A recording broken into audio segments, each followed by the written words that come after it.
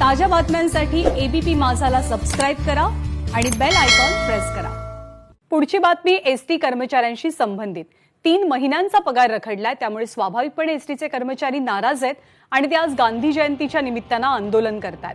गुरुवारपर्यंत 1 महिन्याचा पगार देण्याचं आश्वासन परिवहन मंत्री अनिल परबांनी दिलेलं असलं तरी एसटी कर्मचारी आंदोलनाच्या भूमिकेवर ठाम आहेत। 1 महिन्याचा पगार देऊन सरकार कर्मचाऱ्यांच्या तोंडाला पानं पुसते अशी टीका एसटी कर्मचाऱ्यांच्या इंटक या संघटनेनं केली आहे।